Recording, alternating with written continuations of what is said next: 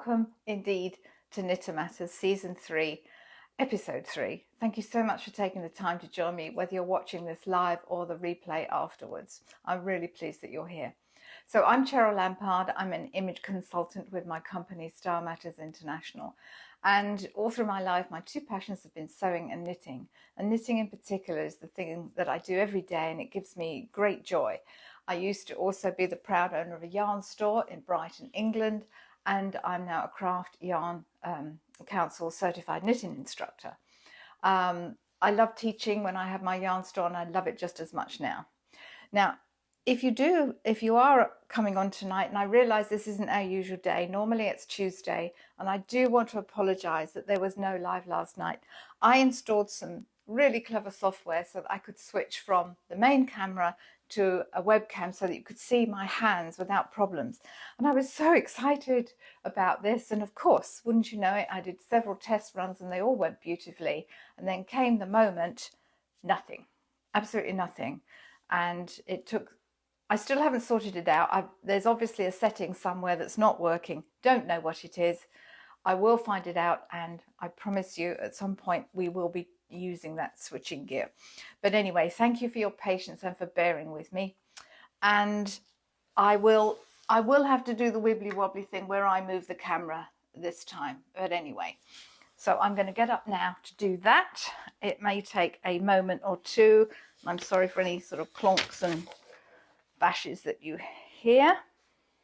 So let me just tilt. Bernadette, hello. So nice of you to join us. Thank you. And Karen Kuiper, I see you. Rusty McFedron, thank you so much for watching. How lovely to see you online. Okay, I'm hoping that this, and Rusty is a great friend from Mary Maxim, the CEO of Mary Maxim. So it's a joy to have you on board, Rusty. I better do a good job, hadn't I? If you're watching. Okay, so I think I put my marker there so you can see my hands. As long as I stay kind of in that place, then it should be okay. So I called this episode Lifted, Suspended and Dropped, and that is a really odd title, I know, but I thought it was a fun way of describing what we're covering today. The first two episodes of Season 3 of Knitter Matters were focused on specific techniques, and they were fairly hefty techniques, so I thought it was time to do an episode devoted to some tips and different and alternative ways of doing things. As an educator, I'm always looking for other ways to do things. So much in knitting, as is so much of knitting, there's more than one way to do the same thing, and I like to give options. Oops, the camera has just tilted. Golly, oh, okay. I think we're okay. Gosh, I can't bear any more shocks like that today. Ashley, hi, thanks for tuning in. Right, so the first thing that we're going to do today is, I am going to keep that there so it just helps me so I know where my hands should be. Although I can see to the right of me, so we should be okay. Okay, so the first thing that we're going to do is what's known as a lifted increase. It's sometimes also called a raised increase. I find that a bit confusing, because when you raise something, to me, if you do a raised motif, to me that means it's kind of embellished or it's embossed. And actually the whole point of a lifted increase or a raised increase is that it almost disappears into the fabric. It is a directional increase, which means it will slant either to the right or to the left. And one of the things to note is that, I will move that now, if you're making a new stitch in any sort of directional increase, and especially this one, if you're making a new stitch before you work a live stitch, it's going to create a right slanting increase. When it's done after working a live stitch, we get a left slanting increase. That's not always the case with other increases, but it certainly is with this lifted increase. And I'll show you in a minute how it's done. But you can see here, it's often shown as sort of described as a almost invisible increase. I'm not sure that it's invisible, but it just really blend nicely into the fabric. I've done here a single row, single stitch line down the middle here, just to separate the two increases. But you could also just do it, you know, the right leaning and then the leaning increase, or one stitch then another. But you could certainly make a feature of it. I do rather like it because it is quite smooth, and certainly, you know, it blends into the fabric. This yarn is not the greatest yarn that I'm using, but if I was using a yarn with more what I call bloom to it, which kind of puffs up more when you knit it, it really would disappear into the fabric. So it's a lovely increase if you're doing it on sleeves, or where you just don't want to make a feature of it. I do know that a lot of people like to use this on a raglan, on a top-down sweater, and I can see why, because you almost can create the raglan there and show that off. Anyway, you can see here these right leaning increases on this side and the left ones on this side, and I'm going to show you how to do it. I don't know whether I prefer it to a make one increase or not. I do use it, and I think it's one of those things that you can choose whether you use it, and certainly if your pattern wants you to use it, there's a reason for it. So I'm just going to show you how to do this. So I'm going to do the right slanted lifted increase first. The only reason I've got this marker here is I've got the marker just before the stitch that I'm going to do the right leaning increase in. So let's work up to that. Okay, I have to just keep checking that you can see my hands. Let me give myself some more yarn here. So this is the stitch that I'm going to do my lifted increase. And unlike most increases, we're not knitting in here, we're not knitting here, we're actually going into the stitch below. So we're lifting up the right leg of the stitch below, and we're just simply putting on the needle. And we knit that one, and we knit that one. I'm just going to slip my marker and knit this simple knit stitch in the middle. That's not part of the increase, it's just I did that to separate the two. Now, for the left leaning increase, we have to work the stitch first. Okay, so I've worked the stitch. Now I have to go in the row below, but in fact, I'm not going into this row, this stitch, I'm going into the one below. I know that sounds very odd because we did go into the loop for the right leaning, but this is just different. We're not doing that, we're not going here, we go into the one below. So in this instance, we're picking up the left leg. I'm going to do it again in a minute if you missed it, but so, and literally we just knit into the back of that one. So we've increased one stitch, and then we knit the rest of the row. I'm just going to whiz back with my pearls, and I'll do it again because you can actually see the increases better then. You just have to remember, because you've knitted that, you've worked that stitch for the left leaning increase, you're going what appears to be 2 rows below, because you've worked the stitch. On the right leaning, we haven't worked it, so we're just going 1 row below. Let me show you again, it might make more sense. It's worth having a go at this increase. It sounds more complicated than it is. Once you get to actually work it, it makes more sense.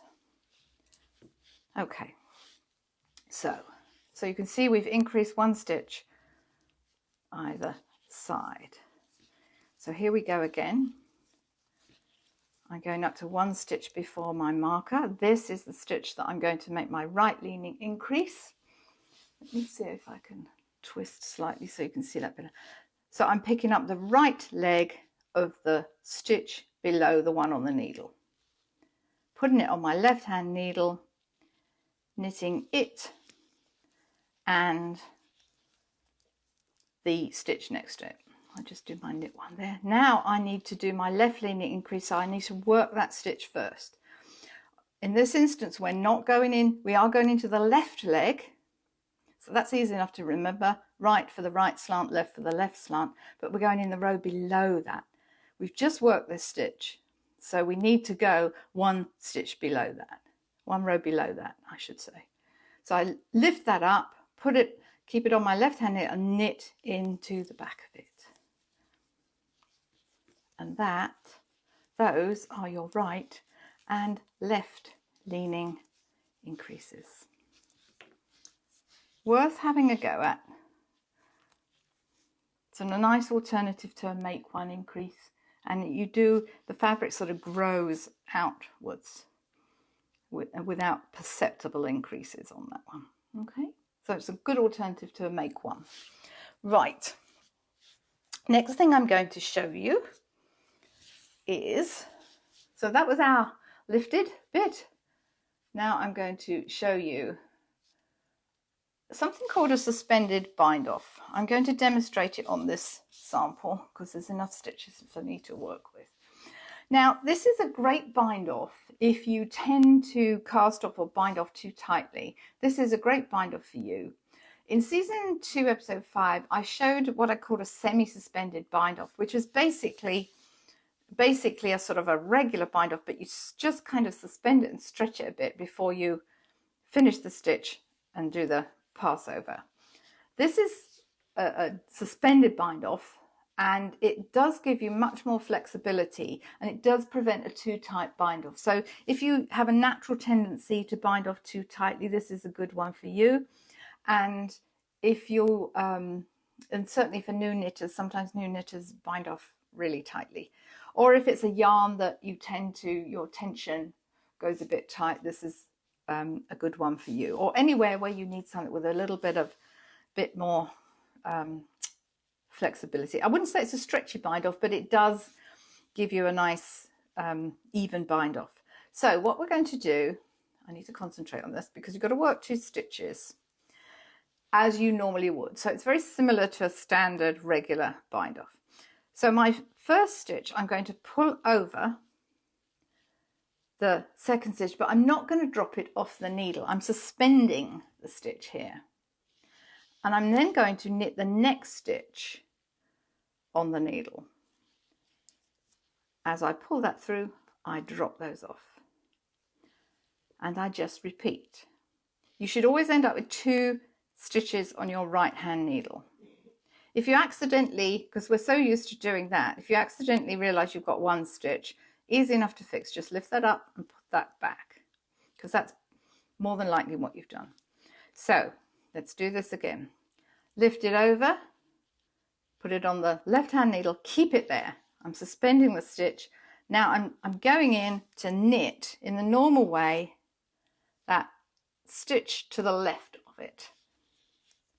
I'm pulling that through, and you take that off. And at first you think, well, I haven't knitted the stitch, it's going to unravel. It's not. You have knitted the stitch. You've just done it.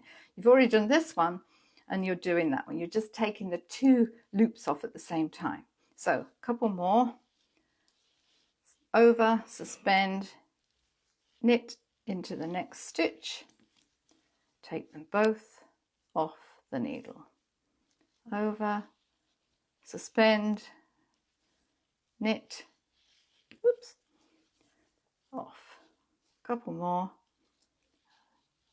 Over, suspend, knit, both off the needle. Over, suspend, knit, both off the needle. And you can see there, it's flexible, but it's certainly not tight. And I've been hanging on to these needles quite well. So a good bind off if you tend to do it a bit tight. Okay, it's called a suspended bind off. Super easy.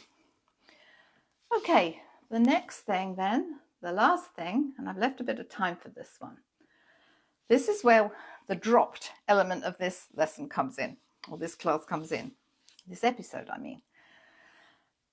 Let me take a pointy needle. So who amongst us has done this when we're doing cables? Me, certainly. Cable to the right, cable to the right, cable to the right. Oops, cross cable the wrong way. Oh dear.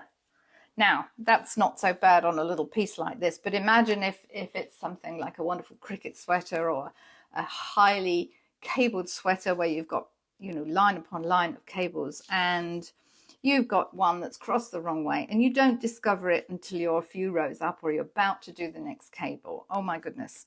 There's nothing worse than having to frog, you know, rip out inches of knitting just for the sake of one wrongly crossed cable. So yes, of course we can drop all the stitches, and we've done that in one of the other episodes, but this is a tip that I actually learned from Patty Lyons, the great knitting teacher, and I love Patty's tips because she's so resourceful. She comes across all these mistakes that we all do and then finds ways around them, and I particularly love this one because it actually saves an awful amount of time. Now, it is fair to say that if you've done several more cables and then you discover your wrongly crossed one, it's probably not the one to do then, because you're going to have to, yeah, there's other ways that you can fix that, and none of them are going to stop you having to rip out a lot of knitting, I'm afraid. And there's some quite drastic ones where you cut the cross and stitch it afterwards. Yeah, that's for the bold and the brave of heart, and I've done it, but it's a bit nerve-wracking. However, let's just assume that we've made our cross, we've made the wrongly crossing. We wanted a right cable and we've done a left by mistake, and we've discovered it a few rows up, or indeed we've discovered we've done the cable cross on the wrong row. Instead of doing it on row 8, we've done it on row 6 or whatever. So rather than having to frog it all, here's a really nice way of dealing with this. So I'm going to take some time with this because you don't want to be rushing this. So what I would do, I'm going to unpick, or in fact, no, I'm not going to unpick. Why did I say I'm going to unpick? No, I'm not. I'm not going to unpick that bit. Sorry. What I'm going to do is the reverse. I'm going to knit up to that cable. Don't know why I said unpick there, because we were talking about it. Okay, I'm going to knit up to my cable. Didn't leave myself much there. Okay. I'm not going to knit the next 3 stitches because I'm going to have to fiddle about with those in a minute. What I am going to do is slide those onto a needle, and in fact I could just slide them onto this one. Doesn't matter, whichever you prefer. You just have to remember you haven't knitted them. So I'm going to slide those. I want to get them out the way for the minute. Now what I'm going to do is find this little hole, as it were. Just know where it is. And again, we did this, I think it was season 2, episode 5, where we talked about cables, and I showed you how to count the rows between cables.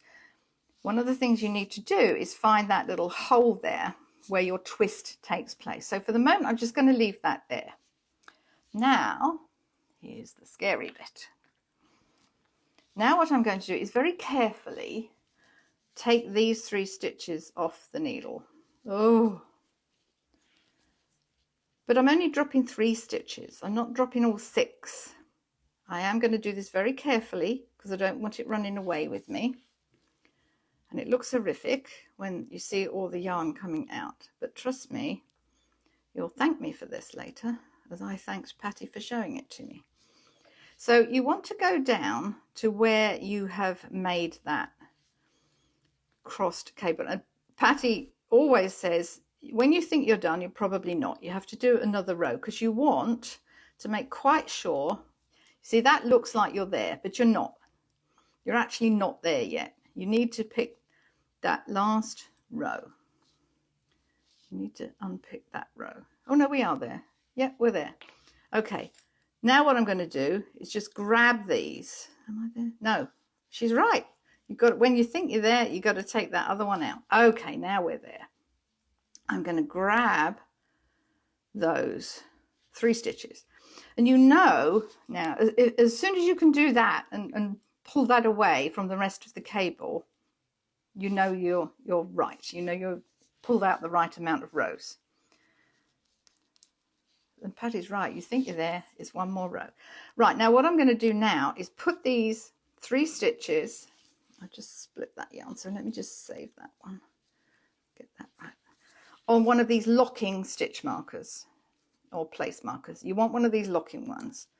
So I'm going to put these on, a bit cack-handed here because I'm trying to make sure you can see. Make sure I'm going to put them on the right way round, but you can always fix that afterwards. Okay, there we go. I want those. Right, they're secure now. They're not going anywhere. Now here's the clever bit. So I want to get this to go that way. This has got to come over, this has got to come underneath. So that hole there, we push that through, we bring that round, we bring it out the other side. Now you do need to just, I know this looks like there's a lot going on, and there is, but if you take your time doing this, it's not a race. The purpose is to save your stitches and rework the cable. So now I'm going to put these back on a needle because I need to work them up these strands. Okay, so I can breathe now because all my stitches are saved. They're not going anywhere. Now I'm going to take my crochet hook. If you don't have a crochet hook, you can use another double pointed needle or one of those little needles that have got a little hook on the end that are made for picking up stitches. Now one by one I'm going to go up my rungs of yarn.